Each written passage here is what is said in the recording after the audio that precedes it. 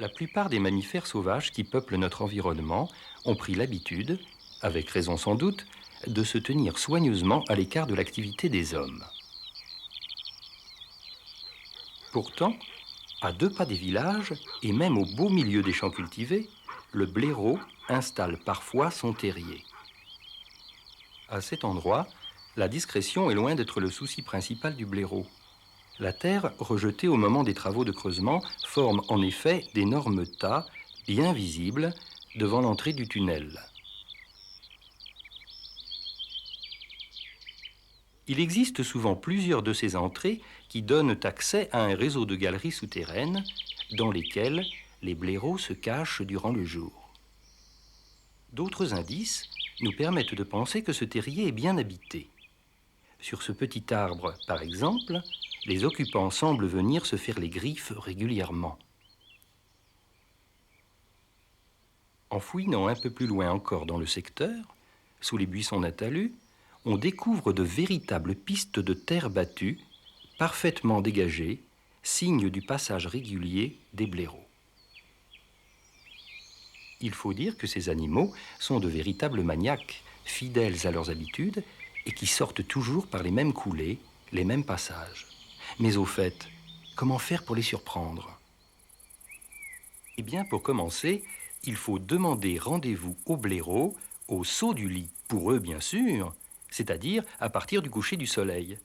Car ne l'oublions pas, ce sont des animaux nocturnes qui préfèrent peut-être ainsi éviter les hommes, dont ils ont sûrement déjà entendu siffler les plombs à leurs oreilles.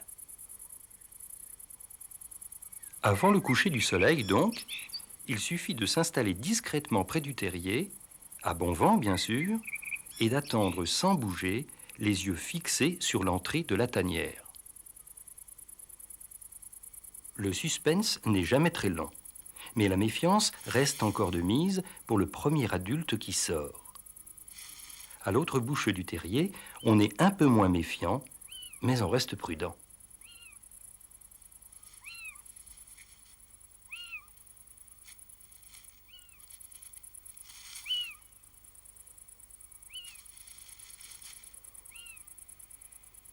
Il faudra encore quelques minutes pour que les dernières vérifications se fassent. Pas d'odeur suspecte, pas de bruit anormal. Le blaireau, après une dernière hésitation, peut partir pour sa tournée nocturne.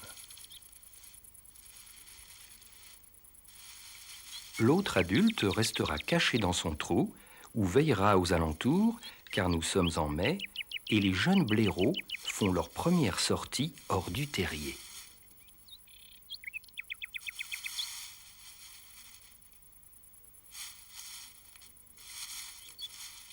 Eux, par contre, ne se font aucun souci, et leur seule préoccupation est de se payer du bon temps en partant à la découverte de leur nouveau domaine.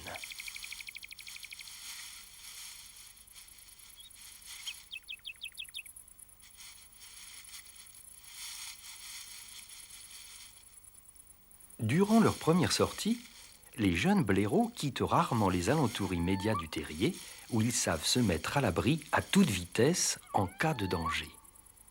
Malgré leur taille et leur jeu désordonné, ils ne font pratiquement aucun bruit en se déplaçant.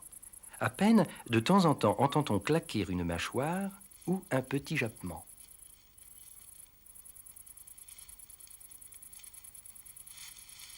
Les jeux en commun s'arrêtent de temps en temps et chacun s'occupe comme il peut. Une vieille douille de cartouches de chasse fera éventuellement l'affaire avant que le voisin ne s'en mêle également.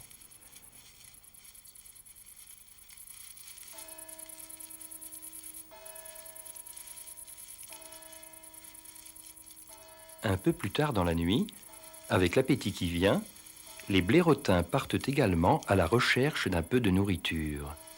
Bien souvent, du moins au début, ils se contentent de retrouver un des parents à l'intérieur du buisson.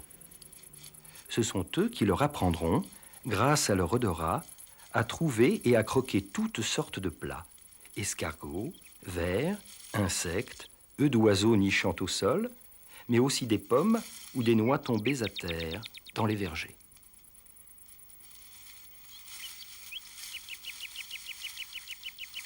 Jeux et recherches de la nourriture occuperont l'essentiel de la nuit pour les jeunes qui retournent de temps en temps au terrier. Les adultes se permettront quelques expéditions plus lointaines, mais avant les premières lueurs de l'aube, tout le monde aura retrouvé la sécurité au fond des galeries.